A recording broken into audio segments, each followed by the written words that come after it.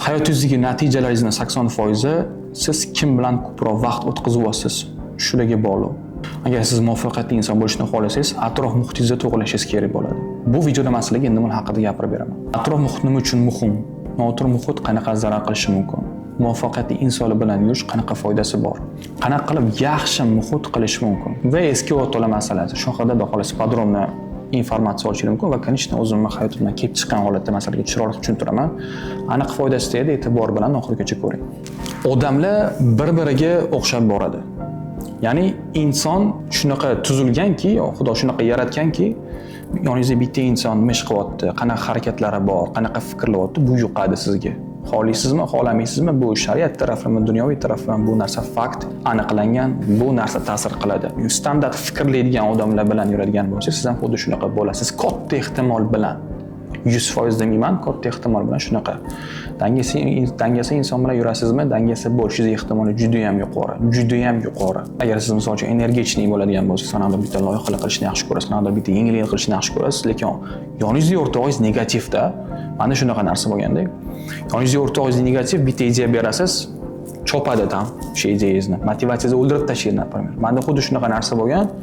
Ya'ni o'zimda ham ideyalar borda, endi narsalar qilmoqchiman, mana bitta loyiha qilmoqchiman, o'rtog'imga aytganman, mana shu narsani qilinglar deyapman. O'rtog'im aytayapti, o'rtog'im qanaqa inson, u вообще negativ.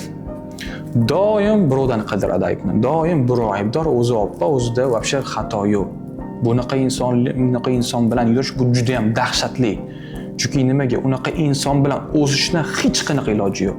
Absolyutno sizni ikkita oyog'ingizdan ushlab turib pastga tortadi. Tushunyapsizmi? Chunki nimaga? Bitta iza bilan borasizmi? Bitta iza bilan borasiz, unga davat qilaylik deb aytasiz. U doim birovni bahona qiladi. Doim sharoitni yomonlaydi, davlatni yomonlaydi, boshqa xullas mashnaqa noluvchi inson o'zi nihoyatda yomon o'zi o'sha. Xudoga ham yoqmaydi, ochig'i gap. Faqat noliydigan inson borku.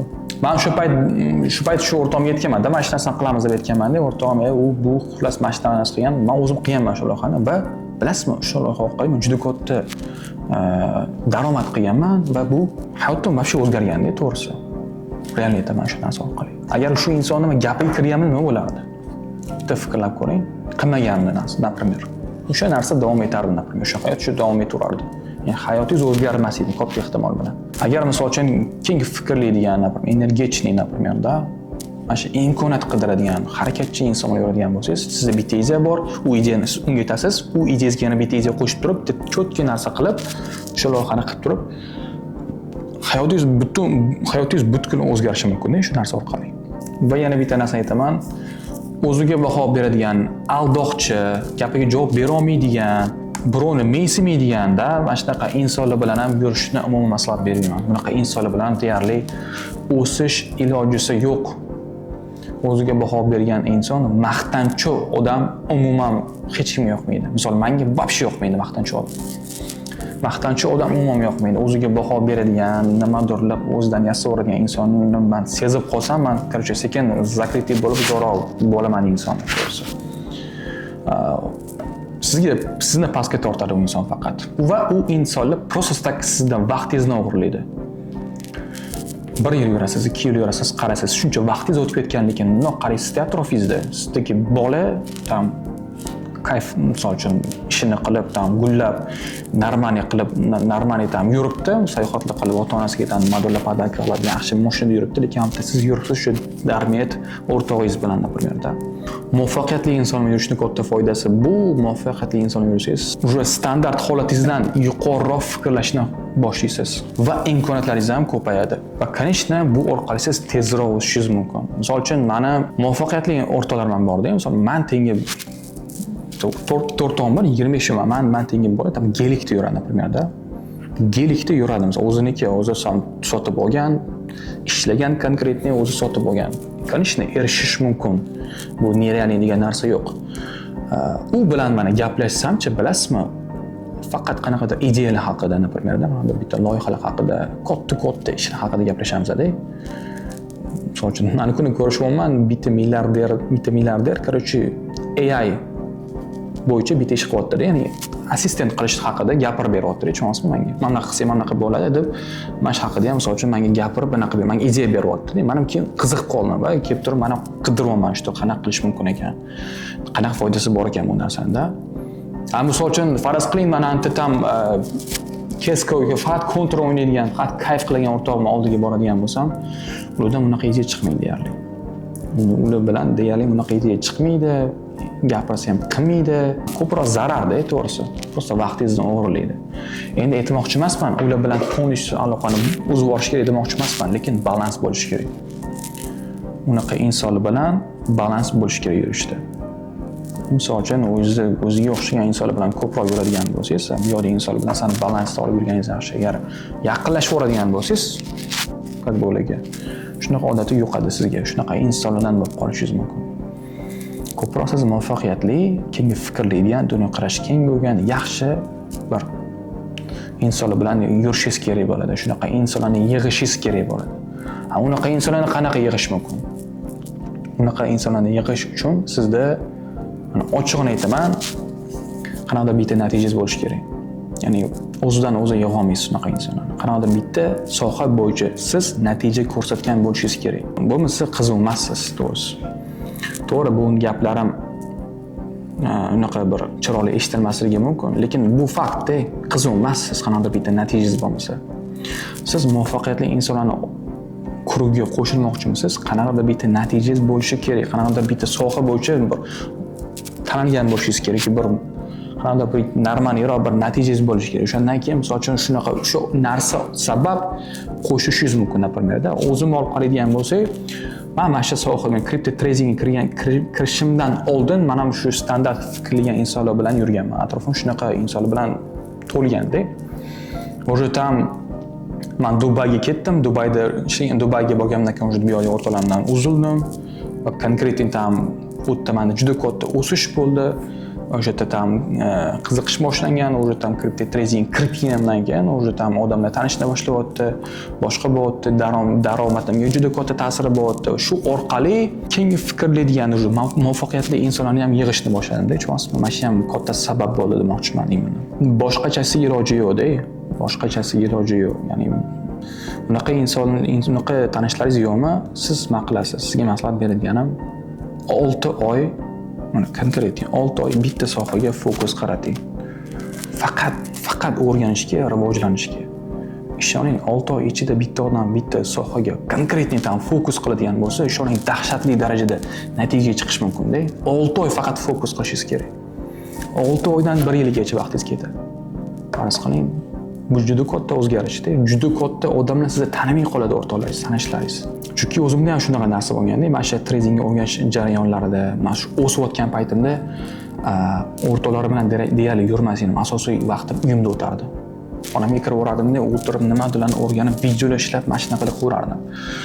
Mana shu oradan vaqtli o'tgandan keyin 4 oy, 5 oy o'tgandan keyin u o'ziga sezilish boshlaydi. Ya'ni sezasiz o'sayotganingizni, naprimerda.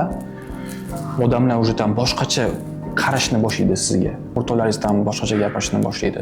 O'sha hurmatingiz ham oshishni boshlaydi, tushunasizmi? Har tarafini, uyda ham, ota-onangiz ham sizni o'shadan ko'rib xursand bo'lishadi, naprimerda.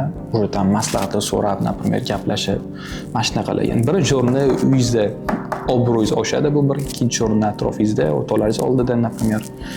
Конечно, shu orqali keng fikrlaydigan, dunyoqarashi keng bo'lgan, naprimer, dunyoqarashi keng bo'lgan muvaffaqiyatli insonlarni yig'ishingiz mumkin shu orqali.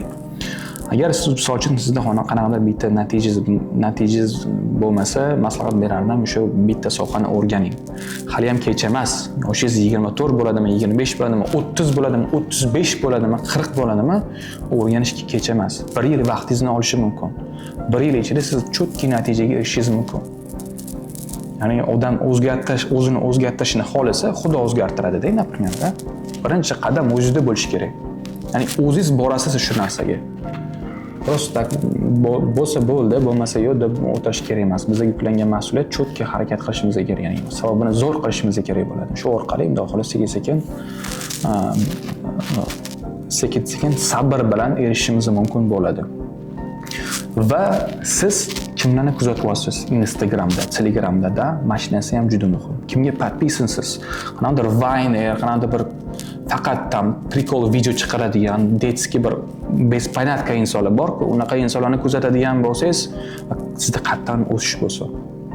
Agar siz bilasizmi, tam muvaffaqiyatli insonlarni bunaqa bir coaching o'tadigan, например, biznes treyning o'tadigan insonlarni kuzatadigan bo'lsangiz, например, Davron Turdiyev, Aziz Rahimov, например, shunaqa insonlarni kuzatib, insonlarni ko'rganingizdan keyin borku ishlagingiz keladi-da. Chunki nimaga? U insonlarni ko'rasiz, doimiy aktivniy inson, doim intizom bilan, например, nimadan o'rganishga harakat qilib yuradi doim. Uni ko'rasiz-da, to'xta deysiz, men qilib o'tirman, mana bitta deysiz-da. Reelsni scrolling qilib, например, faqat. To'xta, hatto turib bitta kitob o'qiy, mana inson aytayotdi, misol, hatto kuniga 10 minutdan kitob o'qisang, bir yilda misol 12 ta kitobga teng bo'lar ekan.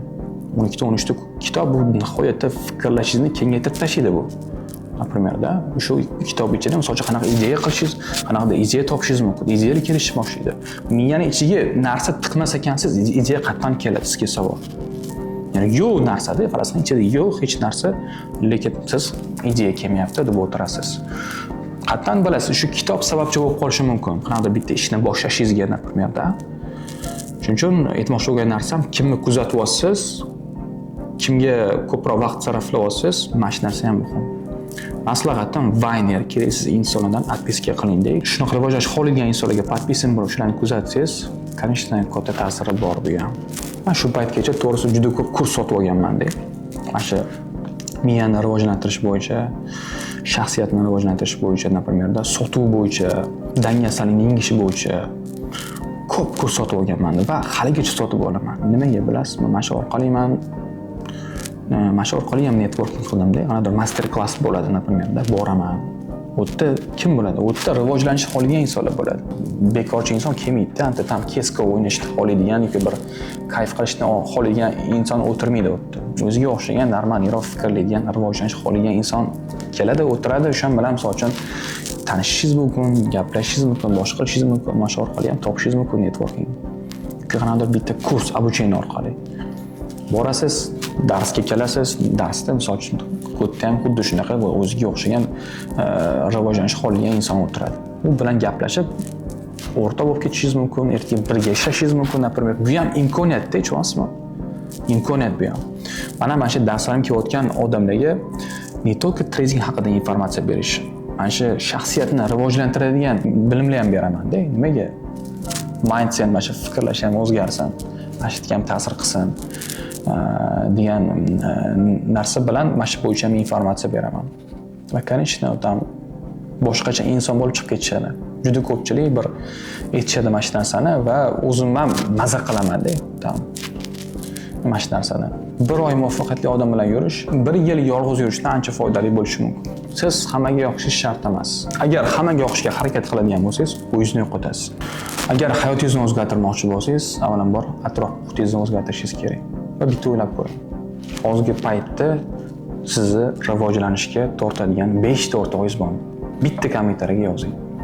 Video foydali bo'lgan bo'lsa, videoga like bosib, podpiska qilib qo'ysangiz, xudo xolisa keyingi videolarim ham xudo xolisa shunaqa foydali bo'lishi mumkin. Sog' bo'linglar, charchamanglar.